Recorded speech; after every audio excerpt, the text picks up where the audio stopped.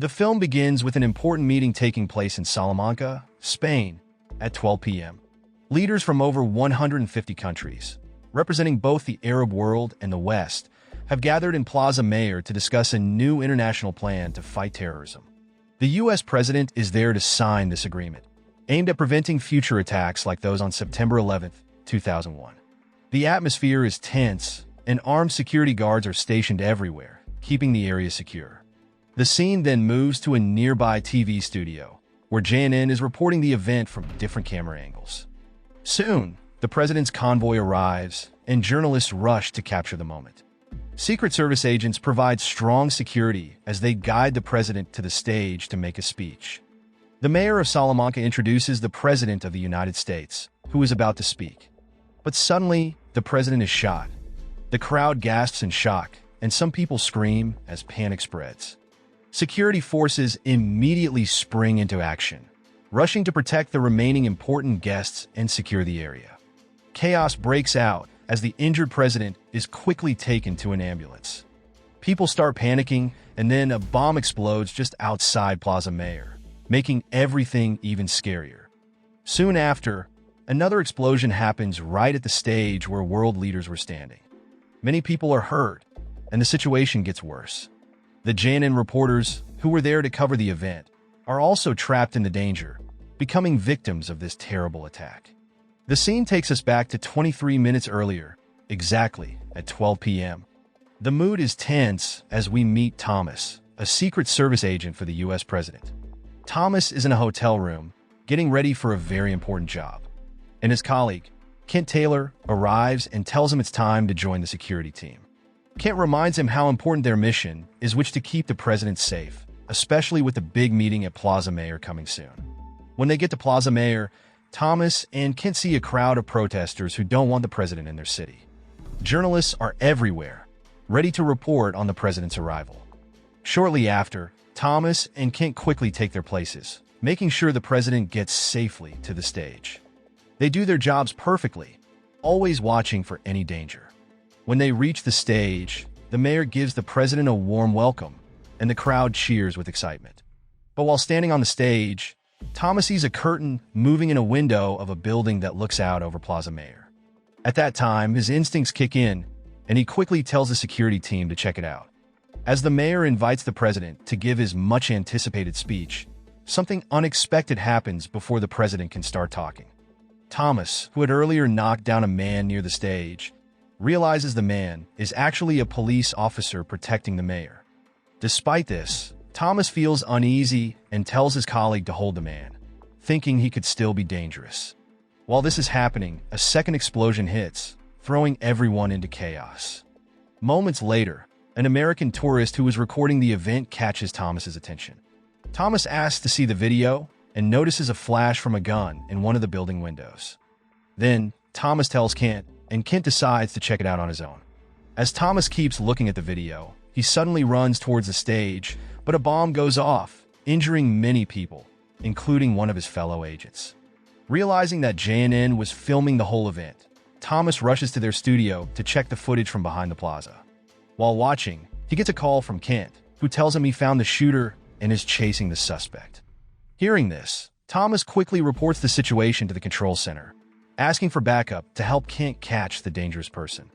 After making the report, Thomas tries to call Kent again to share more details, but something feels wrong.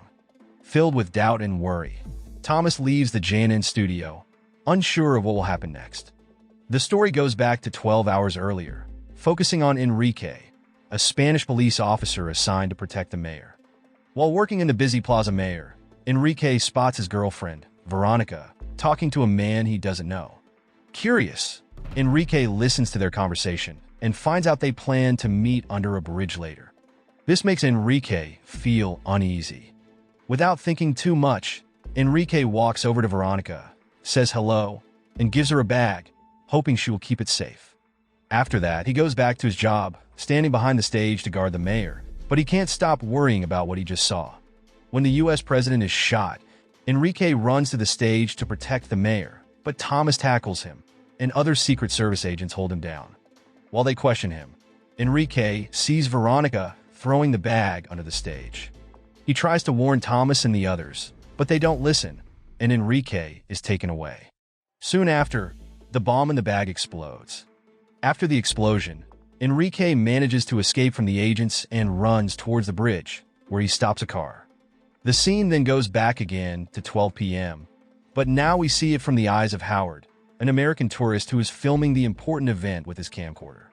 Howard is excited as he records the crowd and the world leaders at Plaza Mayor. While he's filming, a stranger talks to Howard. We learn that Howard is on vacation, trying to relax after a hard time with his partner. Their conversation is cut short when a little girl named Anna, who is with her mom, bumps into Howard by accident. Howard smiles, forgiving the mistake, and continues to enjoy the moment. As the president steps up to the podium, Howard starts filming again. He notices Thomas looking at one of the windows, and, through his camera, Howard sees a man in the window. Moments later, the president is shot, and Howard captures it all, including Veronica throwing a bomb under the podium. When Enrique gets arrested, Howard tries to help by telling the Secret Service about the bomb, but they don't listen. Then, another bomb explodes outside the plaza, making everyone panic even more as they rush to escape. Shortly after, Thomas approaches Howard and asks to see his video. After watching the footage, Kent goes after the suspect. While looking at the video, Thomas sees Veronica tossing the bag under the podium. Realizing the danger, Thomas runs toward the stage, but just then, the bomb explodes. After the blast, Howard survives and notices Anna, the little girl, looking for her mother. He quickly grabs Anna and tries to find a safe place. Outside the plaza, Howard sees Enrique being chased by Secret Service agents. Howard hands Anna to a police officer and decides to keep recording the chase. At the overpass, Howard watches in fear as the Secret Service agents fire at Enrique, making everything even more chaotic. As things get tense, Howard tries to ask a police officer for information, but his attention shifts to Anna, who is in a dangerous situation. Soon after, an ambulance is speeding toward Anna, and Howard's heart races. Without thinking, he runs into the street with all his strength, determined to save the little girl. The scene takes us back to 12 p.m. again, this time from the view of the U.S. president. The president is being escorted by bodyguards on the way to the event. But here's the twist. The real president didn't actually go to Plaza Mayor. The person that Thomas and his team were protecting was a body double, not the real president. This was a plan made by the U.S. Joint Chiefs of Staff after the National Security Agency found out about a possible threat to the president's life. After that, the president's team returns to the hotel, where they tell him that a local terrorist group connected to the Mujahideen army is behind the attack. The group is led by Benwar Suarez, a man born in Morocco, but now living in the area. The U.S. government figured out the plan when they intercepted emails from the terrorist group talking about their attack. To protect the president, the officials decided to send a body double to Plaza Mayor instead of the real one. This move wasn't just to keep the president safe. The U.S. wanted to have a strong reason to fight back after the terrorists tried to kill the president. By using this strategy, they hoped to quickly stop the terrorist group before they could carry out more attacks. This showed that the U.S. wouldn't just sit and do nothing when their leaders were in danger. When they arrived at the hotel, the tension that had been building finally became real as the attack began. The president's body double, who was at Plaza Mayor, was brutally shot by the terrorists. This terrible event was broadcast live on TV, and everyone in the hotel saw it.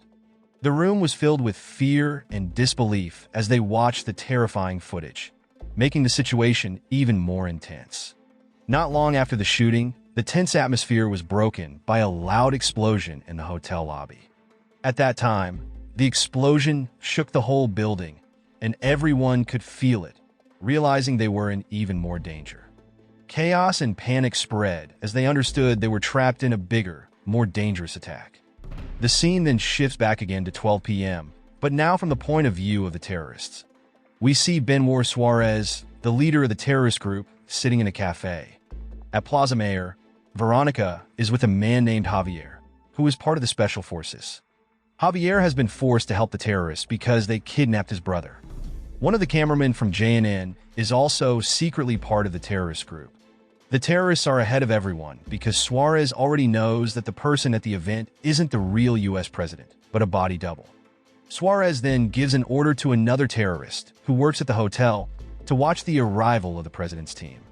Soon after, Suarez gives Javier an order to kidnap the real president. When Javier arrives at the hotel, one of his allies gives him a master key card that lets him open any room in the building. While this is happening, Suarez notices Howard filming Veronica and Enrique. To distract Howard, Suarez starts a conversation with him. Once everything is ready, Suarez leaves Howard and continues with his plan. At that time, Javier manages to take control of the hotel's main control room and gives the radio frequency to Suarez. This allows Suarez to listen in on the Secret Service's communications. However, Suarez betrays Javier by killing his brother and then signals his accomplice at the hotel to start the bombing. Afterward, they continue with their operation. At the same time, Thomas is still at the Janin studio when he finally knows the truth that Kent is a traitor and part of the terrorist group. Without wasting time, Thomas starts chasing Kent, who is heading to the back of the Plaza Mayor building. In another part of the hotel, Javier manages to kidnap the real president and hands him over to Veronica. After that, Javier, who looks injured, leaves the scene. Veronica and Suarez take the president into an ambulance with the help of their Janin cameraman accomplice. Javier changes his clothes and waits for Kent to come pick him up. As Thomas keeps chasing Kent, he gets news that the president has been kidnapped, but they don't know where he is. Thomas realizes that catching Kent is the key to finding the president. Soon, Kent picks up Javier, but Thomas spots them and a chase begins. After a difficult chase through the streets, Thomas finds where the president is.